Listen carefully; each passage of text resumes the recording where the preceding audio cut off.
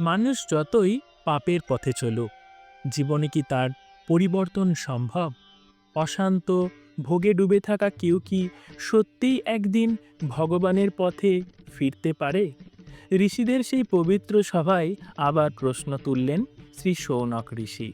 তিনি বিনয়ের সঙ্গে বললেন, হে মহামুনি শ্রুত, আপনি যে শিবপুরাণের মাহাত্ম্য বললেন তা সত্যিই মহৎ। কিন্তু এমন কি উদাহরণ আছে যেখানে পাপী মানুষও এই পুরাণের শ্রবণে মুক্তি পেয়েছে? এমন কি কোনো ঘটনা আছে যাতে আমরা এই শাস্ত্রের শক্তি আরও ভালোভাবে বুঝতে পারি? সুত মৃদু হাসলেন। তিনি বললেন, হে শৌনক, এই শিবপুরাণ এমন এক পবিত্র শাস্ত্র যার শ্রবণে দুষ্ট, লোভী, কামক্রোধে ভরা মানুষও পবিত্র হয়ে উঠতে পারে। এখন আমি তোমাকে একটি প্রাচীন ঘটনার কথা বলছি, মন দিয়ে শোনো। একসময় এক দেশে এক ব্রাহ্মণ বাস করত, কিন্তু সে সত্যিকারের ব্রাহ্মণ সুলভ জীবনযাপন করত না। সে ছিল দরিদ্র, অজ্ঞানী এবং নানা অসৎ কাজে জড়িত। চুরি, প্রতারণা এইসব ছিল তার জীবনের অংশ। তবুও ভাগ্যের টানে একদিন সে এমন এক স্থানে পৌঁছে গেল যেখানে ভগবান শিবের মাহাত্ম্য ও শিবপুরাণের কাহিনী শোনানো হচ্ছিল। লোকজন ভক্তি ভরে সেই সব কাহিনী শুনছিলেন। সেও কৌতূহলবশত সেখানে বসে পড়ল। শুরু হলো ভগবান শিবের মাহাত্ম্য পাঠ, ভক্তির শক্তি, পাপের ফল আর মুক্তির পথের কথা। ধীরে ধীরে সেই ব্রাহ্মণের মনে পরিবর্তন আসতে লাগলো। যে হৃদয় এতদিন কঠিন ছিল, সেই হৃদয় নরম হতে শুরু করলো। সে বুঝতে পারল জীবন এভাবে নষ্ট করার জন্য নয়, অনেক সাধনার প্রয়োজন। এই ঘটনার পরে সুতমুনি আরেকটি গ্রামের কাহিনী বলতে লাগলেন।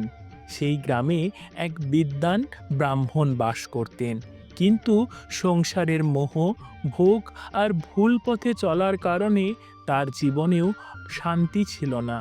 তার স্ত্রী চঞ্চলা ছিল অত্যন্ত সুন্দরী, কিন্তু স্বভাব ছিল চঞ্চল ও অসৎ। তাদের সংসারে ধীরে ধীরে অশান্তি বাড়তে লাগলো। ভুল কাজের ফলে একসময় তাদের জীবনেও নেমে এলো অভিশাপ। ব্রাহ্মণের মৃত্যুর পর কঠিন দুঃখ ভোগে পতিত হলেন চঞ্চলা। নিজের পাপের ফল ভোগ করতে লাগলো সে। কিন্তু ভাগ্যের চাকা ঘুরল একদিন। এক পবিত্র স্থানে শিবপুরাণের কাহিনী চলছিল। চঞ্চলা সেখানে পৌঁছে গেল। সে বসে শুনতে লাগলো ভগবান শিবের মাহাত্ম্য, পাপের ফল আর মুক্তির পথের কথা। শুনতে শুনতে তার মন ভেঙে গেল। সে অনুতপ্ত হয়ে কাঁদতে লাগলো। হৃদয়ে ভরে উঠল লজ্জা আর অনুশোচনা। সে প্রার্থনা করল, হে ভগবান, আমি অজ্ঞ, আমি পাপী, আপনার শরণে এসেছি, আমাকে আপনি উদ্ধার করুন। এই আন্তরিক অনুতাপ আর শিবপুরাণের শ্রবণ তার জীবন বদলে দিল। তার অন্তরে ভক্তি জাগল, পাপ মুক্তির পথ খুলে গেল। তখন সুতমুনি বললেন, এই হলো শিবপুরাণের শক্তি।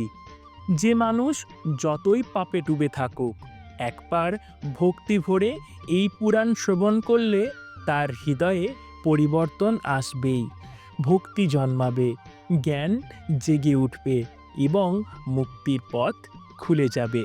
শিবপুরাণ শুধু গল্প নয়, এটি মানুষের জীবনের পরিবর্তনের পথ, অন্ধকার থেকে আলোয় ফেরার পথ, ভুল থেকে সত্যের পথে ফেরার পথ। ঋষিদের সেই সভায় এই কাহিনী শুনে সবাই বুঝতে পারলেন শিবপুরাণের মাহাত্ম্য অপরিসীম। যে শুনবে সে বদলে যাবে, যে ভক্তিভরে শুনবে সে মুক্তির পথ অবশ্যই খুঁজে পাবে। এইভাবেই শিবপুরাণের মাহাত্ম্য যুগে যুগে মানুষকে পথ দেখিয়ে চলেছে। আজকের মতো শিবপুরাণের পথ চলা এখানেই সমাপ্ত। আগামী পর্বে আপনারা জানতে পারবেন চঞ্চলার জীবনের পরবর্তী কাহিনী। ওম নমঃ শিবায়। নমস্কার।